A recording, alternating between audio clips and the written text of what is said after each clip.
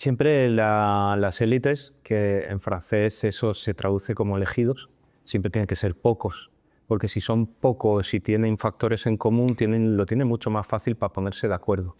Si tú te vas a ese núcleo a estudiar la estructura de las élites, yendo más allá de la superficialidad de los ricos y quiénes son, cuáles son sus características, vas viendo que por un lado los pocos que son, la capacidad que tienen entre conexiones y luego la renovación constante que sufren para seguir siendo pocos y seguir estando bien colocados por herencias, sucesiones, decisiones patrimoniales o corporativas, les llevan a mantenerse, aunque sea con nombres distintos. Claro, así tú en el libro defines a las élites como un grupo reducido de personas que toman decisiones que nos afectan, sin embargo, a la totalidad, a todos, ¿no? Claro, decimos grupo reducido. En España, ¿podemos decir cuánta gente realmente pertenece a esa élite que influye en las decisiones que nos afectan?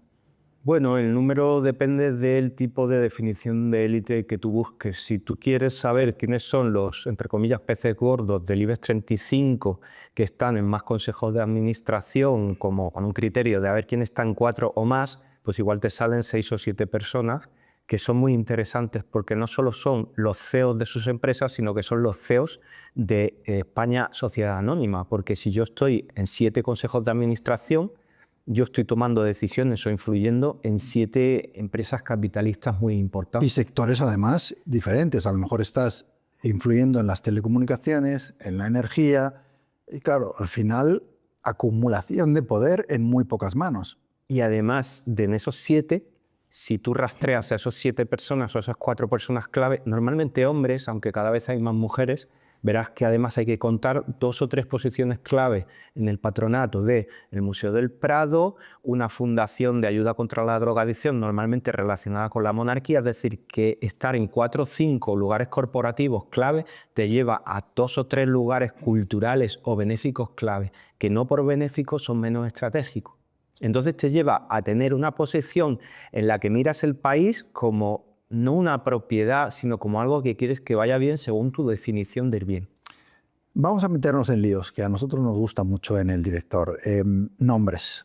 ¿Quién nos viene a la cabeza? A mí me vienen a la cabeza enseguida los Fainé, los Botín, los Florentino Pérez, etcétera. Gente que ejerce muchísima influencia y que a veces pueden, a pesar de no estar en la política, alterar decisiones políticas. Son clave porque no habrá gobierno representativo que no cuente con ellos. Son clave porque en sus consejos de administración hay altos funcionarios del Estado y de esos consejos de administración van a venir personas decisivas para formar parte de puestos directivos. Se me viene a la cabeza, por hablar de nombres y apellidos, un señor que a lo mejor no es muy conocido, Carlos Ocaña, que fue director de la web del Real Madrid, empresa presidida por Florentino Pérez, hoy día creo que vicepresidente de Telefónica.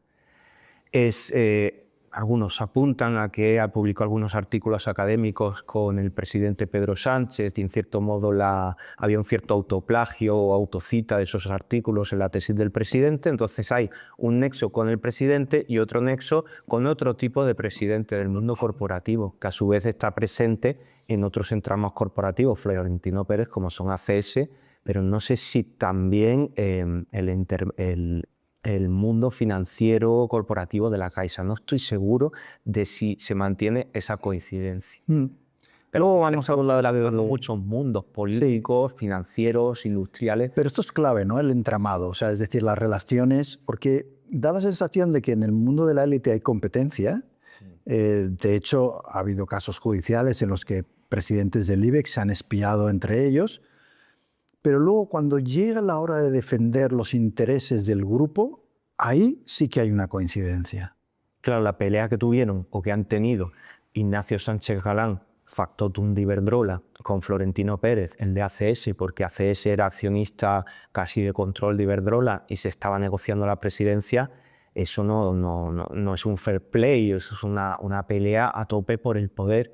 Lo que pasa es que cuando hay una amenaza a los intereses corporativos, a los beneficios, a la regulación, a la fiscalidad, yo creo que tienen suficientes intermediarios e instituciones de coincidencia para ponerse de acuerdo en quién es el enemigo y cuáles son los objetivos. Para eso están las patronales, para eso están también las fundaciones y todo tipo de intermediarios. A mí me recuerda mucho eso a lo que sugiere al año 2015, que es un año en el que hay un relevo en los ayuntamientos, cae el Partido Popular en su mayoría en la formación de ayuntamientos y llega Podemos con el PSOE y forman gobiernos bipartitos o tripartitos. Eso hacía pensar, por un lado, en lo que pasó en el 79, cuando la mayoría de los ayuntamientos democráticos por primera vez estaban gobernados por la izquierda, pero en cierto modo al 31, cuando la mayoría del poder estaba concentrado en el voto conservador, pero en las ciudades potentes estaba a la izquierda.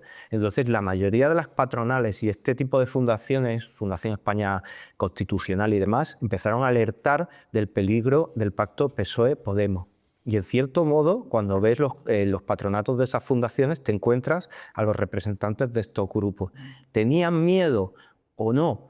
Probablemente ellos tienen más miedo para evitar algo que es poco probable que les pase, pero que les sería profundamente lesivo, ¿no? Entonces sí que es verdad que cuando tienen que reaccionar, reaccionan de manera colectiva, pese a que persistan esas antipatías que son evidentes, ¿no?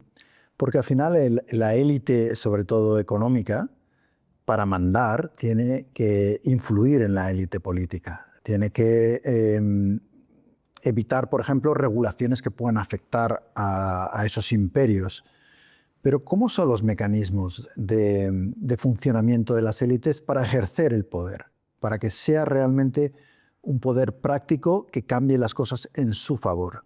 Yo creo que el elemento clave son las ideas. Cuando hablamos de poder parece que los que mandan tienen más, y es verdad que tienen más recursos, tienen capital social, tienen capacidad de ponerse de acuerdo y tienen propiedades, pero hay un elemento que es clave que muchas veces pasa desapercibido, que son las ideas, cómo nos seducen para que admitamos que esas ideas que tienen ellos son las ideas de todos. Yo trabajo en el libro la idea de la salvación. Cuando hay una situación crítica como 2010 con el problema de la deuda pública o 2014-15 cuando abdica el rey y hay una situación territorial complicada y se rompe el bipartidismo, el miedo que nos insuflan a encontrarnos en una situación de extrema inestabilidad que nos aleje de los consensos del 78, el año de la Constitución, es suficiente como para que temamos que lo que puede pasar merece la pena votar opciones un poco más conservadoras. Esa es una forma. Otra es la fascinación de grandes empresarios como Amancio Ortega, pues que no tiene un origen totalmente clientelar como lo han tenido otros, para hacer pensar que los ciudadanos pues, podemos ser como ellos o podemos adquirir algunos de esos valores. Pero en general son esas ideas que aceptamos como propias que muchas veces están asociadas a los consensos estatales y constitucionales. España tiene que ser una economía abierta, que permanezca en el euro y que cumpla con una serie de variables dictadas o recomendadas por la Comisión Europea, que no se meta en determinados líos presupuestarios, y todo eso forma parte de lo que nosotros les pedimos a nuestros representantes.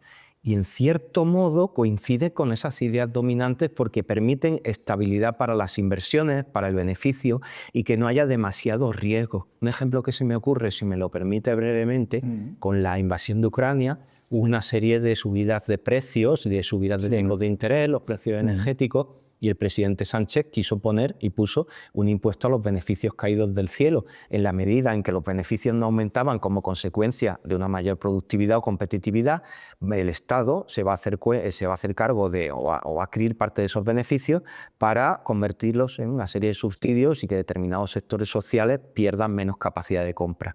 Pues estos sectores se pusieron en marcha y hubo informes que contaban lo lesivo que eso podía ser, que esa subida de impuestos iba a trasladar al consumidor, incluso se habló de la inconstitucionalidad de estas medidas. Eso no lo hace una empresa únicamente, eso lo hacen las patronales y los representantes de estas empresas para lograr una gobernabilidad del mundo privado, que es tan importante como la del público.